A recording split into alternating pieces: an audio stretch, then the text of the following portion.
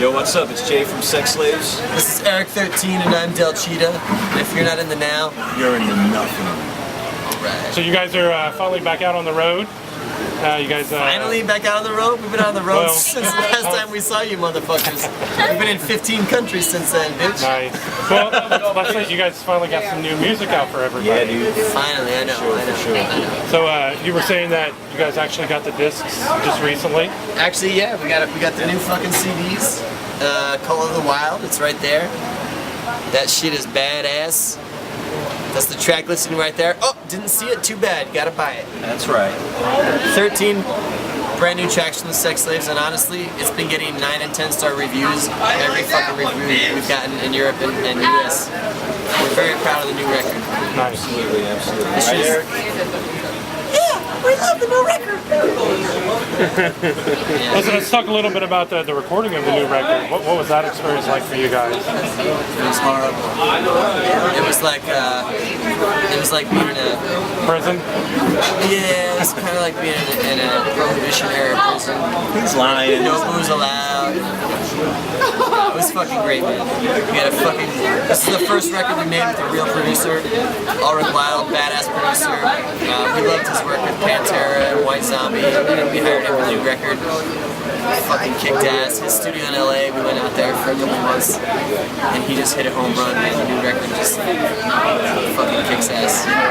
What was that like working with a real producer this time around for you guys? Did you have any times when you guys butted heads at all? Not at all. I thought it was easy as cake, man. It was smooth, you know, like he's a professional. We had all of our material worked out. It went pretty smooth. It was just all about getting like good tones, good sounds. We knew he was a pro, and we respected his work, and he had come to see us a few times, and he respected our shit. So when you have a mutual level of respect like that, it's easy. You know, the only time you fight is when you think you're better. You think your idea is better than someone else's. When you're on an even playing field, it's easy to work together and respect somebody and fucking kick ass. So what did you guys think the first time you heard the final product, the final mix of the album? What was your first reaction to it? Final mix is a tricky question because the mix goes through several phases because as a producer, he also mixes and shit, and he doesn't know exactly what you want the final thing to sound like, so he gave us like probably 5 or 6 or 7 different versions, and he's like, which one suits what you guys want it to be, you know? So it wasn't like we heard one thing and we were like, oh my god, you know, we heard like 7 kind of different mixes, and we were like, then we would like pick it apart and say like maybe do this or change this, and then he would like do another version of it, email it back to us, and we kind of like carved it and shaped it to where all of us were happy. Yeah, it's a process. We did it, you know, we were in New York, he was in LA, so we did it, you know, through emails. That's how we mixed the album. A process, but a fun one. Like every one he would send us, we're like a little bit closer, then you hear the final one and you're like, it's fucking perfect. Was there anything recorded that didn't make it to the record that you're like, fuck, I wish we would have put that on there? There was the one song that we did all the drums for it, and we did some of the basic tracks. Remember that? Fuck to the beat. Yeah, I think that. Well, we demoed 25 songs, and there's 13 on the record. So there were ones that didn't make it, but none that I'm bummed out about. No. Everything we wanted on the record made it. We were really happy about that. Our goal is always to record twice as much as we need. Our thing is we could have 10 songs or 15 songs on the record. So it's not like we need 13 songs or we need, you know, so we put on as many as we wanted. As long as we had 10 that we felt really strongly about, we were cool. We ended up with 13 that we really wanted on, we put them on. If there were 3 we weren't happy with, it would be a 10-song record. If there were 2 more, it would be a 15-song. We put on the 13 that we fucking loved when they were finished. On the fucking record. This is an incredibly strong record. There's no bullshit. It's fucking record. talk a little bit about the album cover. It's quite interesting. Whose idea was that? Was that a collective idea? Can I get my security? There's a great artist in New York called Sean Pierce who's done all of our album covers actually, and he's done Bite Your Tongue, Wasted Angel. He's done all the shit. We got the board right there. You see all his shit. And all we said to him, we told him the album title, Call of the Wild, and we sent him a couple songs so he could hear the vibe. And you know, we let him run with it. We try not to Micromanage. micromanage. You find people you respect. Actually, when Bite Your Tongue came out, this motherfucker right here, every record at the time that was coming out was like black and red writing, and you know, he busted out this fucking thing, and he's always a little bit ahead of the curve with his ideas. He came out with this fucking white and pinkish purple album cover when everything that was coming out at the time, this is fucking 2005, everything was coming out black and red and dark, and he came out with this. And the first time I saw it, I was like, dude, fucking white and pink for the sex slaves. And he said, trust me, white is the new black. And that's what he said to me. And he was fucking right, dude. This shit looks different than anything that came out. Every review we got on this record mentioned the album cover. It's like two fucking hot bitches. It's like so different, you know, like he just hit the nail on the fucking head. He did this one, just kind of borrows on the Ozzy record with the three angels on the cover, you know, it's kind of a current version of that. This is inspiration. Like Sabbath. Yeah, Black Sabbath. And so this one, we're like, dude, we trust him so implicitly at this point that we told him the cover, we told him the title, sent him a couple tracks, and he busted this shit out, and it just fucking blew us away, man. It just blew us away. Like, I would have never in a million years envisioned putting a midget and a pregnant girl and, you know, some junky bitches and a fucking tiger-headed pimp on an album cover, but I mean, this is the fucking Call of the Wild. He hit a home run, dude. Let's talk a little bit about videos. Have you guys talked about what the next Sex Slave video is going to be? We have one in the chamber. We're gonna bust out on you in a couple weeks. Nice. And for which song? You've seen Cool Ride. Yeah. When it came out, we shot it exclusively in Europe. Road video. Next one out, the title track. Who the fuck are you? Video is shot. It's edited. It's in color correction right now. Probably in about a week or two. That shit'll drop hard. And it's Really proud of that video. it's not Is like it a performance? Is it a no. I mean, acting? obviously we're playing. You know, we're playing in the video, but it's nothing like the Sex Slaves have ever done. Something like anyone has ever done. Nice. It's really fucking cool. I don't want to Yeah, get you too got much me excited to check it out. I'm like, damn, I Yeah, want to see this shit. something new for us.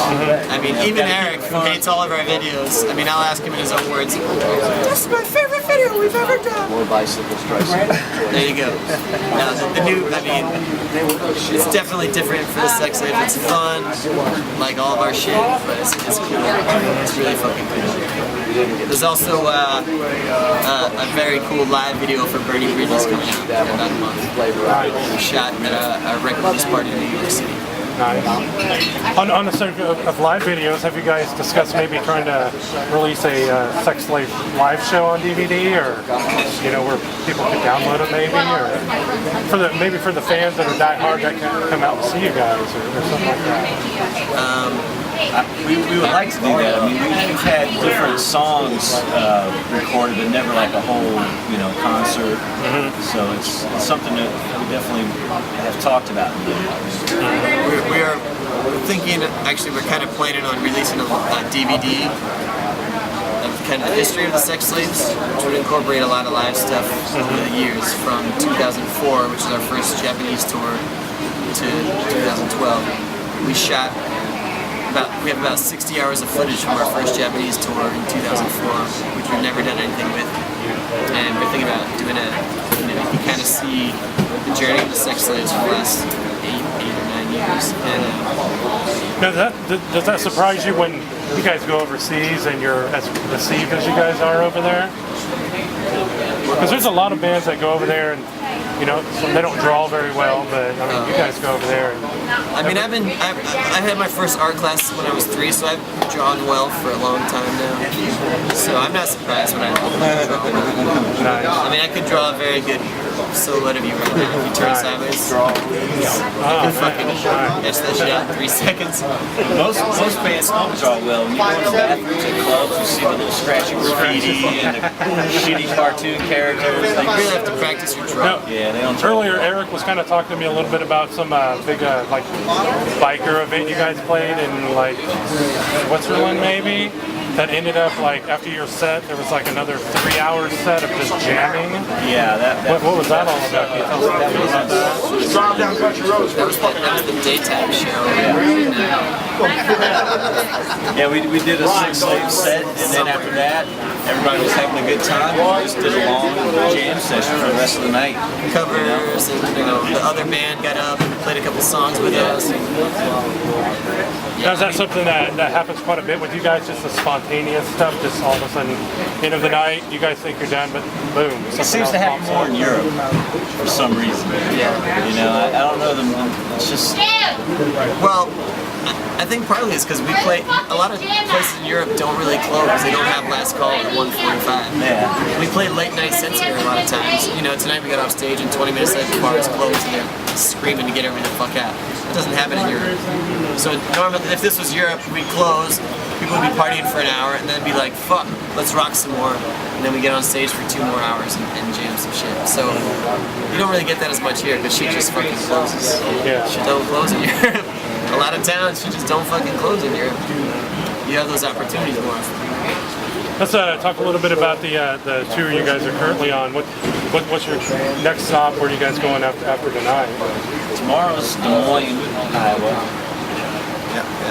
7-hour drive. You gotta probably leave at fucking 8 in the morning. Nice.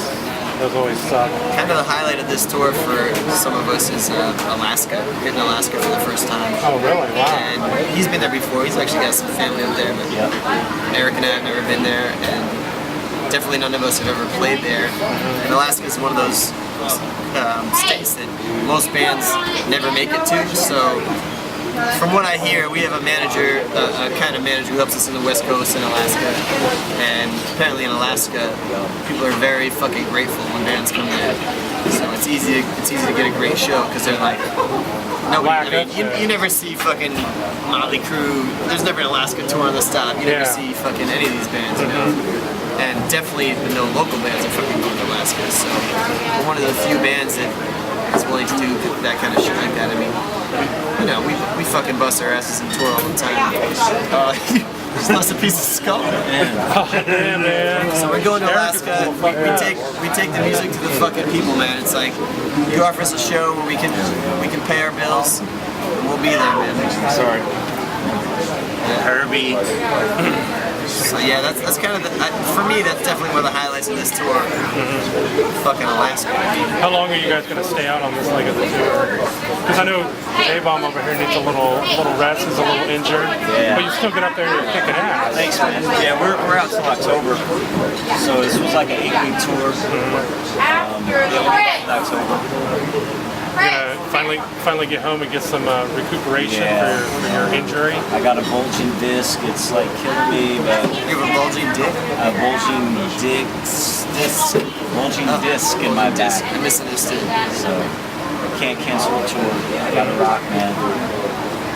Now that's some dedication He right comes there. in on crutches, plays the fuck out of the set, and walks out on crutches, and that's about it. And then I curl up on the bus in a ball and suck my thumb. Hurts so bad. Nice. Well, cool. Man, that covered just about everything, man. Any last comments you guys want to tell us? Say congratulations to In the Now magazine for having a circulation of 75,000, and it's still free. I don't know any other publication that's done that, actually. It's fucking amazing. And then I will throw in, you gotta check out the new fucking record. It's been blowing up the reviews, and we're incredibly fucking proud of it. If you like the Sex Slaves before, you will like the Sex Slaves twice as much when you hear the new record. The shit is badass. Or you're hated twice as much. Or you'll hate it twice as much if you're a hater. It's everything the sex slaves have done cranked up to 10. We are the sex slaves. If you're not in the now, You're in nothing.